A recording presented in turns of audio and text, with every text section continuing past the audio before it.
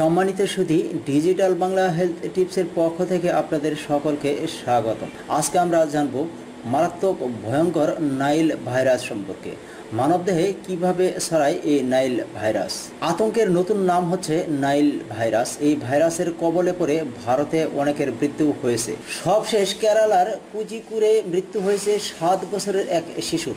তারপর থেকে এই ভাইরাস নিয়ে ছড়িয়ে পড়েছে সমগ্র এশিয়ায় মারাত্মক আতঙ্ক।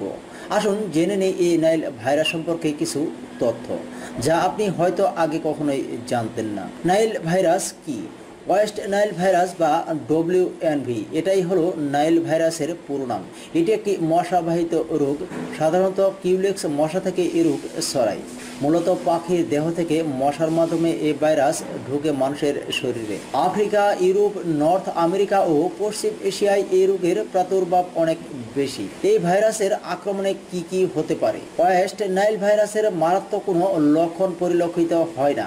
এই ভাইরাসের আক্রমণে প্রাথমিকভাবে জ্বর ভাব থাকবে, মাথা যন্ত্রণা হবে, গায়ে র্যাশও বেরোতে দেখা যায় কারো কারো ক্ষেত্রে। এছাড়া গ্ল্যান্ডের সমস্যাও দেখা দিতে পারে।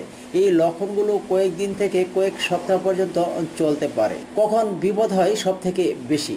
নাইল ভাইরাস যদি কোনোক্রমে মস্তিষ্কে পৌঁছে যায় তাহলে মারাত্মক বিপদ। মস্তিষ্কে পৌঁছলেই ছড়িয়ে পড়ে সংক্রমণ সমস্ত শরীরে। এই সংক্রমণ হলে মৃত্যু পর্যন্ত হতে পারে। এমনকি সেই সংক্রমণ মস্তিষ্কে ছড়িয়ে পড়ে সুষমা কাণ্ডে।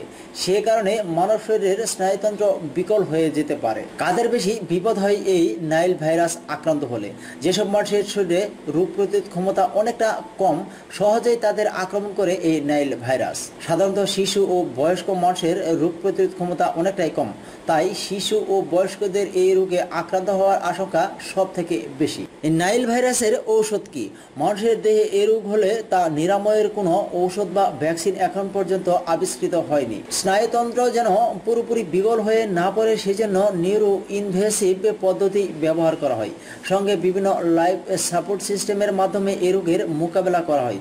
তাই এই রোগ থেকে বাঁচার সব থেকে ভালো উপায় মশার কামড় থেকে নিজেকে রক্ষা করা। সম্মানিত বন্ধুরা, ভিডিওটি কেমন লাগলো? এই নাইল ভাইরাস সম্পর্কে আপনার মতামত জানান আমাদের কমেন্টের মাধ্যমে।